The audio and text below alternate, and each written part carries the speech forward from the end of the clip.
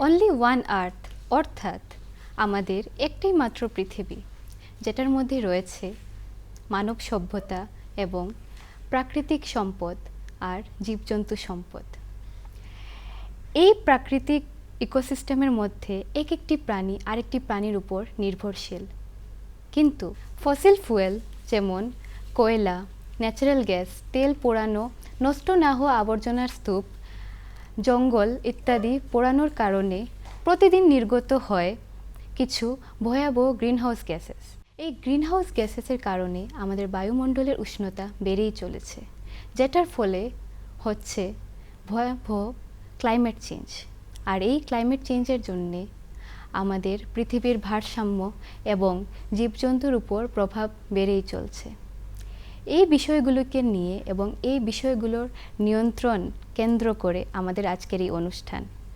নমস্কার, আমি দেবস্মিতা পুরকায়স্থ আপনাদের সবাইকে স্বাগত জানাচ্ছি আমাদের আজকের এই অনুষ্ঠানে। আমাদের এই অনুষ্ঠানে উপস্থিত রয়েছে দুইজন বিশেষ অতিথি। আসুন ওদের সাথে আমি আপনাদের পরিচয় করিয়ে দেই। আমার সাথে প্রথমেই রয়েছেন প্রফেসর পার্থঙ্কর চৌধুরী, অধ্যাপক বাস্তু ও পরিবেশ বিজ্ঞান বিভাগ, আসাম বিশ্ববিদ্যালয়, শিলচর। উনি দীর্ঘদিন থেকে পরিবেশ এবং কনজারভেশনকে কেন্দ্র করে কাজ করেই চলছেন। এর জন্য আসাম সরকার উনাকে পরিবেশ মিত্র পুরস্কারে সম্মানিত জানাচ্ছে। এটা আমাদের জন্য অনেক প্রাউড ফিল করার কথা। এছাড়া আমাদের সঙ্গে রয়েছে আজকে doctor Rajiv Gupta, disaster risk reduction consultant, জেলা দুর্যোগ মোকাবিলা সংস্থা DDMA, কাছাড়। আমি প্রথমে পার্থঙ্কর স্যার থেকে জানতে চাই যে স্যার, আমাদের জীবন ধারণ পদ্ধতি কি প্রকৃতির সঙ্গে সামঞ্জস্যপূর্ণ না কি কিছু অন্যরকম? ধন্যবাদ দেবস্মিতা।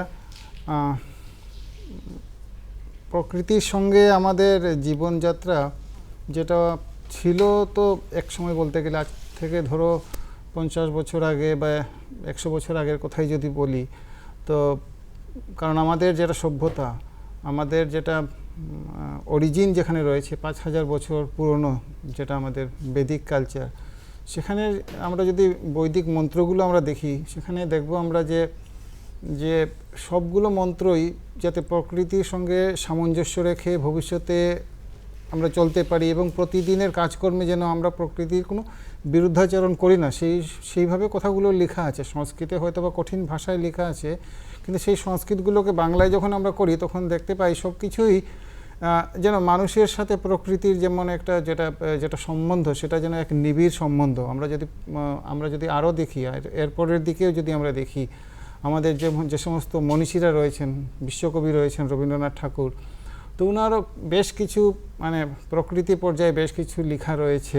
রবীন্দ্রনাথ যেটা করেছেন যে প্রকৃতিকে একটা প্রাধান্য দিয়ে রেখেছেন, এবং যেটা আজকের দিনে যদি আমরা কথা বলি, সেই সমস্ত দিনের তুলনায় আজকের দিনে যদি আমরা আসি, তাহলে দেখতে পাবো যে আমরা নিজেদের সুখ স্বাচ্ছন্দ্য, ভোগ বিলাস ইত্যাদি তো আমরা কম্প্রোমাইজ করতে আমরা চাই না, এবং নিজেদের সুখ স্বাচ্ছন্দ্য ভোগ বিলাস করতে গিয়ে আমরা প্রকৃতি যা চাইছে তার থেকে আমরা অনেকখানি দূরে চলে এসেছি। সেই অর্থে যেমনভাবে আজকে থেকে যদি 30 বছর 40 বছর আগের আমার এই শহর শিলচরের কথাই আমরা বলি, শিলচর শহরে কটা দালান বাড়ি ছিল, দোতলা বাড়ি কটা ছিল, বা আমরা আরও যদি জিজ্ঞেস করি আজ থেকে 30 বছর আগে শিলচর শহরের কটা বাড়িতে এসি ছিল, ডেফিনেটলি এটার উত্তর পাওয়া যাবে যে আজ থেকে 30 বছর আগে হয়তো বা 5টা, সমস্ত শিলচর শহরে 5টা এসি ছিল কি না সেটা মানে সন্দেহ, কারণ 5টার কম থাকবে, কারণ সেই সময় যেটা তাপমাত্রা থাকতো মানে সামারে, সেটা সবাই টলারেট করতে পারতো। তার জন্য আজকের দিনে আমরা পারি না গতিকে ঘরে ঘরে বা আমরা এসি ব্যবহার করছি। তো আমরা কি করছি, ন্যাচারাল যেটা হচ্ছে যে প্রকৃতির সঙ্গে সামঞ্জস্য রেখে যেটা চলা, সেখান থেকে আমাদের কাজকর্ম বলবো না, আমাদের অ্যাকশনস বলবো না, রাদার আমি যেটা বলতে চাই আমাদের ইনঅ্যাকশনস এবং আমাদের যেটা মিসডিডস, তার মানে আমাদের ইনঅ্যাকশনস, আমাদের মিসডিডস আমাদেরকে কি করছে, প্রকৃতি থেকে দূরে সরিয়ে নিয়ে যাচ্ছে।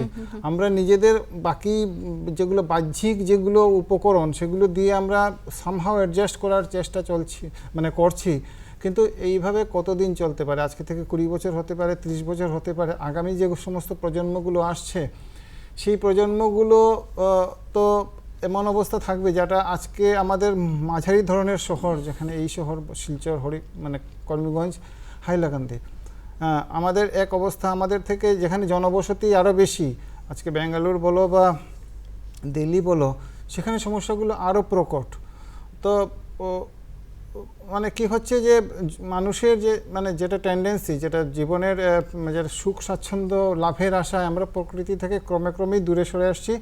এই জিনিসগুলো কাম্য না, এইগুলো থেকে আমাদের ফিরে যেতে হবে, যাতে যে যে যে যে পরিবেশটা রয়েছে আজকে। যদি শান্তিনিকেতনে যাও তাহলে দেখবে সেখানে যে মানে গাছের নিচে বসে সেখানে ক্লাস টাস ইত্যাদি হচ্ছে, বা প্রকৃতির সঙ্গে কিভাবে সকাল থেকে রাত পর্যন্ত দিন কাটানো যায় সেই চিন্তাধারায় করা হয়েছিল সেখানে। সেই ধারাটা আজকের দিনেও কম বেশি সেখানে বজায় রাখার চেষ্টা চলছে। এই এই দিকগুলো আমাদের শুধু শান্তিনিকেতনে কেন, আমাদের কথা বলতে হবে যে যাতে তোমার মানে বাকি সর্বত্রই যেন আমরা আমাদের সমস্ত চিন্তায়, আমাদের চর্চায়, আমাদের ধ্যান ধারণায় যেন আমরা পরিবেশের কি বলে পরিবেশের কথা চিন্তা করে যেন আমরা আমাদের কাজকর্ম সব সেরকম দিকেই ধাবিত হয়। বাহ, খুব সুন্দরভাবে এবং ফ্যাকচুয়াল ওয়েতে স্যার আমাদেরকে বুঝিয়ে দিলেন। এখন আমি ডক্টর রাজীবকে জিজ্ঞেস করতে চাই যে এই যে স্যার বললেন যে আমরা প্রকৃতির থেকে দূরে সরে যাচ্ছি, আপনারও কি তাই মনে হয়? দু একটি উদাহরণ দিয়ে কি আমাদেরকে বুঝিয়ে দেবেন?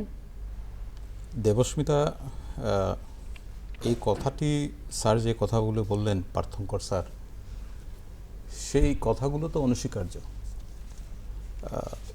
বস্তুতপক্ষে যদি তুমি এইভাবে আমরা জিনিসগুলোকে চিন্তা করি যে আমাদের যেগুলো বেসিক নিডস বা যেগুলো প্রাইমারি নিডস, বিশুদ্ধ জল, বিশুদ্ধ বাতাস, বিশুদ্ধ খাবার, সেই জিনিসগুলোই কিন্তু আজকে কম্প্রোমাইজড।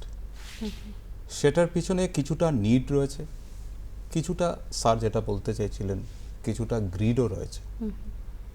দেখুন, ইন্ডাস্ট্রিয়ালাইজেশনের পর থেকে আমরা কিন্তু একটা জিনিসের উপরেই মানব সভ্যতা ফোকাস করেছে সাধারণত, সেটা হচ্ছে গিয়ে বেশি তৈরি করো আর বেশি উপভোগ করো বা কনজিউম করো। তো আমাদের পুরো সিস্টেমটা, সোশ্যাল সিস্টেমটা যেটাই তুমি বলতে পারো বা ইকোনমিক সিস্টেম যেটা ছিল, সেটা হচ্ছে গিয়ে to produce more and to consume more.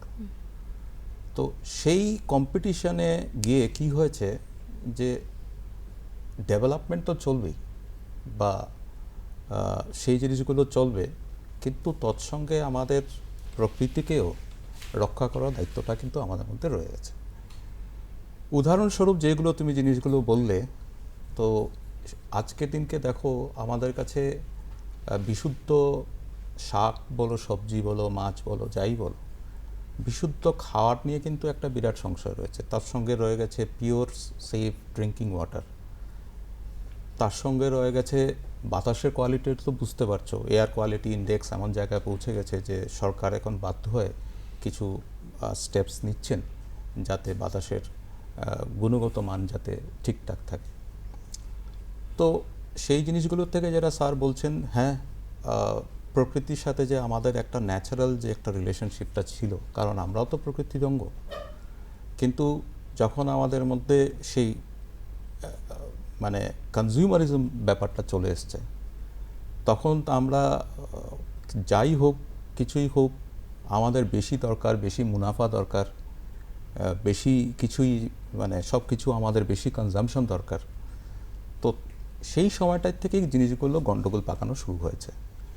তো তার সঙ্গে তুমি দেখে নাও আজকের দিনে যেগুলো হিউম্যান ইনডিউসড যেগুলো আমরা দুর্যোগ বলছি, যেমন কৃত্রিম বন্যা বা বর্জ্যর জন্য যেগুলো নন বায়োডিগ্রেডেবল যেগুলো ওয়েস্ট আছে, যেগুলো পচন হয় না, যেমন সাধারণত প্লাস্টিক বা থার্মোকল বা পলিথিন যেটাকে আমরা বলবো, তো সেগুলো নিয়ে আমরা বিপদটাই আমরা ডেকে নিয়ে আসছি। প্রকৃতির থেকে তো আমরা সরে যাচ্ছি, আমরা প্রকৃতি বলতে গেলে তো দেখো দেবস্মিতা, সেখানে তোমার শুধু বনজ সম্পদ আসবে না, সেখানে তোমার পাথর, মাটি, বালি, তোমার গাছপালা, উদ্ভিদ সব কিছুই এখানে চলে আসবে। তো সেটা অনস্বীকার্য, যেটা বললাম। তবে হ্যাঁ, বিশ্বজুড়ে সেগুলো নিয়ে চিন্তা চলছে যে কিভাবে আমরা এগুলো থেকে পরিত্রাণ পেতে পারি। তো আগামীতে আমরা প্লাস আমি আমার নিজের কাজে বা গবেষণায় সেগুলো আমরা মানে এগুলো দেখতে পেরেছি যে প্রকৃতির সাথে সামঞ্জস্যতা রেখেই কিন্তু আমরা উন্নয়ন সম্ভব। তার জন্য কিছু পদ্ধতি এবং কিছু প্রযুক্তির সাহায্য আমাদের নিতে হবে। এখন আমি পার্থঙ্কর স্যার থেকে জানতে চাই যে ডক্টর রাজীব যা বলেছেন এর থেকে বেরিয়ে আসার কি কোনো উপায় আছে? সহজ করে বলি, আমাদের যেটা হয়েছে, আমাদের অসুখ বিসুখের কথাই যদি আমরা বলি, আমাদের অসুখ বিসুখকে মূলত দুটো ভাগে ভাগ করা যায়। আজকে ধরা যাক কিছু অসুখ আছে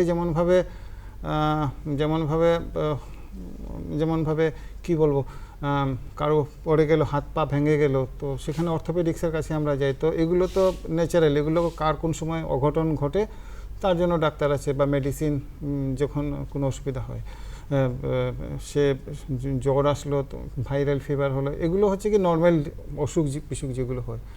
এছাড়া আরও কিছু অসুখ বিসুখ আছে যেগুলো লাইফস্টাইল রিলেটেড ডিজিজ বলা হয়। তো লাইফস্টাইল রিলেটেড ডিজিজ যদি আমরা বলি তাহলে বলবো যেমনভাবে একটা লোক, সে খাওয়া দাওয়ার কোনো নিয়ম শৃঙ্খলা নেই, বা সে কি হয় মানে তার মানে এমনভাবে দিন কাটায় যে তার মুভমেন্ট বা লোকোমোশন নেই। তো সেরকম ক্ষেত্রে দেখা যাবে যে সেই লোকটা হয়তো বা কম বয়সেই কার্ডিয়াক অ্যাটাক হয়ে গেছে বা সেরকম কোনো সমস্যা হচ্ছে। তো এই যে সেডেন্টারি লাইফের জন্য এই সমস্যাটা হচ্ছে, সেটাকে আমি দুটো যার উপমা দিতে গিয়ে আমি বললাম যে একটা লাইফস্টাইল রিলেটেড ডিজিজ। তো আমাদের যেটা প্রকৃতির সঙ্গে সামঞ্জস্য রাখতে গিয়ে আমাদের যেটা করতে হবে যে আমাদের লাইফস্টাইলটাকে চেঞ্জ করতে হবে। কারণ মানে যেটা রাজীববাবু একটু আগে বললেন যে আমাদের কনজিউমারিজম ওরিয়েন্টেড যেটা মেন্টালিটি, মানে আমাদের ভোগ বিলাসের যেটা স্বাচ্ছন্দ্য, যেমনভাবে মনে করো তোমরা চারজন শহর থেকে বিশ্ববিদ্যালয়ে যাবে, তো ইচ্ছে করলে কি করতে পারো, বিশ্ববিদ্যালয়ের জন্য সরকারি বাস আছে, বাসে গেলে পরে যেতেই পারো, সময় মতো যেতে পারো। কিন্তু তোমরা কি করবে না, দুপুর একটু দেরি করে যাব, তার জন্য 4 বন্ধু মিলে গাড়ি করে গেলে, তো এই গাড়ি যাওয়া আসার জন্য বাড়তি পেট্রোল শেষ হলো। তার মানে আমার অ্যাটিটিউডের জন্য আমার গাড়ির হয়তোবা আমি 3 লিটার 5 লিটার তেল মানে জ্বালালাম, তার জন্য এই তেল জ্বালানোর জন্য যে কার্বনটা অ্যাড অন হলো, যেটা পরিবেশে অ্যাড অন হলো, তার মানে অ্যাটিটিউডটা এই সময় জাস্ট একটা এক্সাম্পল দিয়ে বললাম যে অ্যাটিটিউডগুলো আমাদের এই সমস্ত ক্ষেত্রে, শুধু আমি গাড়ির তেল জ্বালানোর কথা বলছি না, সব ক্ষেত্রেই যেখানে যাতে করে পরিবেশের উপর টর্চারটা কম হয়। পরিবেশ যদি টর্চার, তার নিজস্ব একটা সত্তা রয়েছে, আমরা নিজেদের কি বলবো, সেটা দেখার মতো জিনিস না, সেটা অনুভূতির জিনিস, সেটা অনুভব করতে হয়। পরিবেশ মাঝে মধ্যে বিদ্রোহ করে, কিন্তু তো এই যে পরিবেশ যেটা সত্তা রয়েছে বললাম, যেটা আমাদের অনুভূতি দিয়ে দেখতে হয়, সেই পরিবেশ সে কখন বিদ্রোহ করতে পারে সেটা আমাদের অনুমান করে নিতে হবে। এবং আমাদের পরিবেশ যদি বিদ্রোহ করে তাহলে কি ভয়ঙ্কর পরিণতি হতে পারে, আমরা নিজে বিভিন্ন দুর্যোগ এক সময় আসে, আমরা দেখি আমাদের কি ভোগান্তি। তো সেইগুলো যেন না হয়, তো সেই মতে আমাদের কাজকর্ম করে যেতে হবে। সমস্ত কিছুতেই একদিনে তো মানে ওভারনাইট পাল্টানো সম্ভব না। আমাদের অ্যাটিটিউডগুলোকে গ্র্যাজুয়ালি আস্তে আস্তে আমাদের অ্যাটিটিউডগুলো এমন যেন হয় যাতে আমরা পরিবেশের উপর টর্চারটা কম করছি, এবং যেটা করছি যেটা পরিবেশ এনভায়রনমেন্ট ফ্রেন্ডলি বা পরিবেশ বান্ধব আমাদের অ্যাক্টিভিটিসগুলো হচ্ছে। এই যদি করা হয় তাহলে একটু একটু করে আমরা হয়তো বা পজিটিভের দিকে যেতে পারবো। যতই আমরা পজিটিভের দিকে যাই ততই কি হচ্ছে, আমাদের যেগুলো আগামী প্রজন্মগুলো আসছে, কারণ আমাদের তো যে জায়গাতে আমরা রয়েছি এটা তো আমাদের কি বলবো, আমাদের উত্তরাধিকার সূত্রে পাওয়া সম্পদ না। তো এটা আমরা যদি ভাবি যে আমাদের আগামী প্রজন্মের কাছ থেকে আমরা ধার নিয়েছি, অতএব তাদের জন্য যে পৃথিবীটা থাকবে, তারা যখন আসবে আজকে থেকে 50 বছর 100 বছর পরে, যে সমস্ত জেনারেশন আসবে, ওরা যদি দেখে এমন একটা পৃথিবীতে এলাম যেখানে যেখানে শ্বাস নেওয়ার জন্য অক্সিজেন সিলিন্ডার পিঠে নিয়ে ঘুরতে হয়, তো আমাদের তার পূর্বপুরুষদেরকে তখন মানে সেবা তারা মানে গালিগালাজ করবে। তো আমাদের অ্যাটিটিউডগুলো সেরকম হওয়া উচিত না। এবং যতটুকু পারা যায়, যেটা আমি বললাম যে এনভায়রনমেন্ট ফ্রেন্ডলি হওয়া উচিত, একটা দিক দিয়ে বা দুটো দিক দিয়ে না, ইন এ হোলিস্টিক ওয়ে সব দিক দিয়েই আমাদের সাস্টেনেবল কনসেপ্টটাকে আমাদের মানে আত্মস্থ করা উচিত, যাতে কম খেয়ে কম পড়ে যাতে ভবিষ্যৎ প্রজন্মের জন্য আমরা বেশি থেকে বেশি জিনিসের রেখে যেতে পারি। এটাই আমাদের আমাদের চিন্তা চর্চায় থাকা উচিত বলে আমার আপাতত মনে হচ্ছে। ধন্যবাদ স্যার। স্যার আমাদেরকে বললেন যে লাইফস্টাইল, অ্যাটিটিউড, এটা আমাদের ডে টু ডে লাইফে কতটুকু ইম্পর্ট্যান্ট, এটা স্যার আমাদেরকে ভালোভাবে বুঝিয়ে দিলেন। এখন আমি ডক্টর রাজীব থেকে জানতে চাই, আপনি তো এই জেলায় দুর্যোগ মোকাবিলা নিয়ে দীর্ঘদিন থেকে কাজ করে আসছেন। ক্লাইমেট চেঞ্জ বা জলবায়ু পরিবর্তনের ফলে যেগুলো দুর্যোগ হচ্ছে সেগুলো নিয়ে আমাদেরকে যদি একটু আলোকপাত করতে পারেন। দেখো দেবস্মিতা, ক্লাইমেট চেঞ্জ এটা গ্লোবাল ফেনোমেনা, ঠিক আছে। জলবায়ু পরিবর্তনের কিছু ইন্ডিকেটরস আমরা গবেষকরা বা বিজ্ঞানিক সেগুলো ওনারা পাচ্ছেন বা জানেন যে ক্লাইমেট চেঞ্জ বা জলবায়ু পরিবর্তন বলে যেটা আমরা জানি, সেটা যে হচ্ছে সেটার প্রকোপটা লোকাল স্কেলে কীভাবে এটাকে দেখতে হবে। তো সব কিছুর মধ্যে একটা দেখা যায় স্থানীয়ভাবে যে তোমার ধরো নাও টেম্পারেচার, ডেইলি টেম্পারেচার বা অ্যাভারেজ টেম্পারেচার যেটা আছে বা হিউমিডিটি আছে বা রেইনফল আছে, সেগুলোর মধ্যে কোনো ধরনের ভেরিয়েবিলিটি আসছে কিনা না, আসলে কতটা আসছে, এবং সেগুলোর মধ্যে কিছু আনসার্টেনিটি আসছে কিনা না। অর্থাৎ ধরে নাও এই কয়েকটা জিনিস যেগুলো তোমাকে বললাম সেগুলোর মধ্যে ইন্টেন্সিটি বা ফ্রিকোয়েন্সির মধ্যে কোনো ধরনের বা চেঞ্জেস আসছে কিনা না।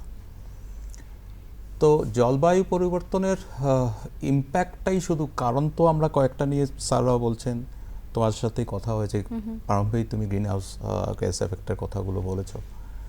তো জলবায়ু পরিবর্তনের যে ইম্প্যাক্টটা যেটা নিয়ে আমরা কথা বলি, যেহেতু আমরা দুর্যোগ ব্যবস্থাপনা বিভাগের সাথে আমি জড়িত আছি, তো যার জন্য আমরা কারণও অনুসন্ধান করি, তার সঙ্গে এগুলো মানে এই দুর্যোগগুলোর যে ইম্প্যাক্টগুলো আছে বা যে লসগুলো হয় সেগুলোকে আমরা কিছুটা কন্ট্রোল করা বা মিটিগেশনের ব্যাপারে আমরা কাজ করে থেকে থাকি।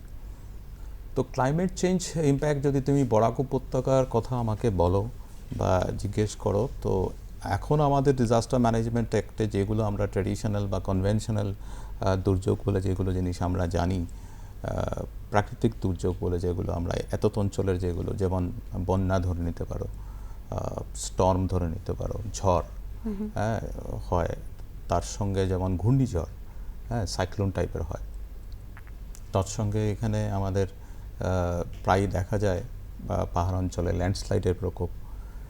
কিছু কিছু এই জিনিসটা এখানটায় নাই, কিন্তু বছর 3 আগে 4 আগে কিছু কিন্তু আমাদের এখানে শুনলে অবাক লাগে যে কিছু জায়গাতে ড্রাউট টাইপের মধ্যে কিছু কিন্তু ছিল, ঠিক আছে। তো দেখতেই পাচ্ছ বা বোঝাই যাচ্ছে যে এখানে কেমন একটা বৈচিত্র্য এসে গেছে, কেমন একটা নন কনফর্মিটি চলে এসছে। তো সেগুলো নিয়ে আমাদের কাজ চলছে বিভাগীয় তরফ থেকে। এখন মানে জলবায়ু পরিবর্তনের জন্য যেগুলো ডিজাস্টার্স হয় সেগুলোকে আলাদা করে এখন কাজ করা শুরু হচ্ছে, যে সেগুলোকে কীভাবে প্রিভেন্ট করা, সেখান থেকে কীভাবে মিটিগেট করা, কীভাবে কমিউনিটি লেভেলে সেগুলোকে নিয়ে সেন্সিটাইজেশন করা, অ্যাওয়ারনেস করা, কাজকর্ম করা, সেগুলো নিয়ে আমাদের কাজকর্মগুলো চলছে। তো ক্লাইমেট চেঞ্জ ইম্প্যাক্টস আমাদের বরাক উপত্যকায় যদি তোমরা মানে প্লাস আমি আমার নিজের গবেষণা ক্ষেত্রেও আমরা দেখেছি যে শিলচর শহর যদি আমরা ধরি বা যেগুলো আজকের দিনের যেগুলো আরবান সেন্টার্স, বরাক উপত্যকার কথাই বলছি, ধরো নাও করিমগঞ্জ, হাইলাকান্দি বা শিলচর শহরের নগরায়ণ তো বেড়েছে, আরবানাইজেশন তো বেড়েছে। তো যার জন্যে এই যে ফ্লাডিং প্যাটার্নটা যে হচ্ছে সেটা শুধু কিন্তু যে ধরে নাও শুধু যে ইনসাফিশিয়েন্ট নালা নর্দমা যেগুলো খাল বিল সেগুলো যে কমে যাচ্ছে বা এগুলোর নব্যতা কমে যাচ্ছে সেটাও শুধু নয়, তৎসঙ্গে রয়েছে সেই আবর্জনা কথাটা যেটা তোমাদেরকে বললাম, প্লাস্টিক বা পলিথিন বা থার্মোকল যেটা নন বায়োডিগ্রেডেবল, সেগুলো ব্যবস্থাপনাগুলো সুন্দর মতো করে হচ্ছে না। কিন্তু আরেকটা জিনিসও আসছে, সেটা হচ্ছে গিয়ে একটা আনসার্টেন এবং ইরেগুলার রেইনফল, বৃষ্টিপাতের জিনিসগুলো খেয়াল করে দেখবে। আজকে কিন্তু এটা বলাই আছে অনেক জায়গা থেকে, 2020 সনের অনেক গবেষণাগার থেকে একটা কনক্লুসিভ স্টেটমেন্ট বেরিয়ে এসছে যে প্রত্যেক 2 বছর বা 2-3 বছরের মধ্যে একটা hottest day of the year বেরিয়ে আসবে। হ্যাঁ, তো সেই জিনিসগুলো আমরা দেখতে পাচ্ছি যেগুলোর ইম্প্যাক্ট এত অঞ্চলে কিন্তু খাদ্যশস্যর উপরে পড়ছে। হ্যাঁ, আমাদের চাষিভাইরা বা আমার যারা মৎস্যজীবীরা আছেন তারা কিন্তু এটা বুঝতে পারছেন যে জলবায়ু পরিবর্তনের যে প্রকোপটা বা যে এফেক্টটা ফুড গ্রেইন প্রোডাকশনের মধ্যে বা এগ্রিকালচারাল প্রোডাকশনের মধ্যে যে কি আসছে সেগুলো আমরা বুঝতে পারছি। ধন্যবাদ ডক্টর রাজীব। এখন আমি প্রফেসর পার্থঙ্কর স্যারকে জিজ্ঞেস করতে চাই যে এই বিষয়ে কি আপনি কিছু অ্যাড করতে চান? বিষয় হচ্ছে রাজীববাবু বেশ সুন্দর করে বললেন, মানে ব্যাপার হচ্ছে যে দুর্যোগ মোকাবেলা, আমাদের এখানে কি কি দুর্যোগ হয় সব কিছুই উনি বলেছেন। এক এক সময় এমন দুর্যোগ হয় যে সেগুলো আমরা তার জন্য যেটা প্রিপেয়ার্ডনেস, যেটা তার জন্য যে মানসিকভাবে প্রস্তুতি নেব, সেটারও সময়টুকু পাওয়া যায় না। দুর্যোগ তো আগাম কোনো সংকেত দিয়ে, অনেক সময় অনেক দুর্যোগ, ভূমিকম্প যেমনভাবে কোনো আগাম সংকেত দিয়ে আসে না। কিন্তু এই জায়গাতে একটা আশার দিক যেটা আমি বলছি যে এই বছর বিশেষত 2022 আমাদের যেটা জেলা দুর্যোগ মোকাবেলা সংস্থা যেটা রয়েছে, যেটাতে উনি একজন যোদ্ধা হিসেবে কাজ করে যাচ্ছেন। তো জেলা দুর্যোগ মোকাবিলা সংস্থা এই বছর বিশেষত আমি দেখেছি যে বন্যা আসার আগে বেশ অ্যাক্টিভলি কাজ করেছেন। বন্যা এসে গেছে সময়ের আগে, সেটা আমাদের কিছু করার নেই, কিন্তু যদি আর একটুখানি সময় পাওয়া যেত, বলছিলাম আরও মাসখানেক যদি সময় পাওয়া যেত, যে সমস্ত কাজকর্ম আরম্ভ হয়েছিল, তো যেটাকে ডিপিআর স্টাডি, যেটা আরবান ফ্লাডের জন্য যেটা ডিপিআর স্টাডি শুরু করা হয়েছিল ডিস্ট্রিক্ট ডিজাস্টার ম্যানেজমেন্টের তরফ থেকে, আমরা বেশ কিছুখানি এগিয়েও ছিলাম। বিশ্ববিদ্যালয়ে বেশ কয়েকজন শিক্ষককে উনি জড়িত করেছিলেন। এছাড়া যতগুলো সিস্টার ডিপার্টমেন্ট আছে স্টেট গভর্নমেন্টের, এছাড়া এনআইটির যে সমস্ত শিক্ষকরা রয়েছেন, আমরা সবাই মিলে একটা টিমে কাজ করছিলাম।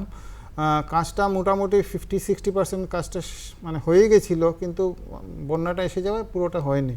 কিন্তু এখন জল কমে গেছে, বা আমাদের বাকি অসমাপ্ত কাজগুলো আমরা করে নেব, এটা আমাদের প্রমিসড, উই আর কমিটেড কি আমরা এইবার করে নেব। যদি এটা করে নেওয়া যেতে পারে তাহলে কি হবে, আগামী বছরগুলো যখন বন্যা আসবে তার জন্য আমরা একটা আগে থেকে একটা মানসিকভাবে প্রস্তুতি, বা কোনখানে কি অবস্থা আছে, কোনখানে স্লুইস গেট রিপেয়ারিংয়ে প্রায়োরিটি দিতে হবে, কোন জায়গাতে ড্রেন ব্লক আছে সেটা আমরা শনাক্ত করব, কোন জায়গাতে ড্রেন অকুপাইড আছে, ইলিগেল অকুপেন্সি যেখানে আছে সেগুলোকে ক্লিয়ার করার জন্য যখন ফ্লাড থাকবে না, শীতের মরশুম বলো, ডিস্ট্রিক্ট অ্যাডমিনিস্ট্রেশন থেকে তখন সেখানে তদবির চালানো হবে, সেগুলো করা যেতে পারে। তার এই বছর যখন ফ্লাড হলো আমরা দেখলাম, তুমি তো আগে বেরিয়ে গেছো ওই বিশ্ববিদ্যালয় থেকে, এখন যারা এমএসসি ক্লাসে পড়ে তাদেরকে নিয়ে আমরা disaster management related flood situation study করার জন্য বেরিয়েছিলাম। আমরা দেখেছি যে শহরের কিছু কিছু জায়গায় বাড়িটা এমনভাবে নালার পাশে, শহরের তো 3টা নালাই আছে বড় বড়, সেই নালার সংলগ্ন যেটা বাড়ির পিছন দিক, সেখানে সেই ব্যক্তি বলবো, সেই মহান ব্যক্তি 3-4 ফুট নালা দখল করে নিয়ে বসে আছেন।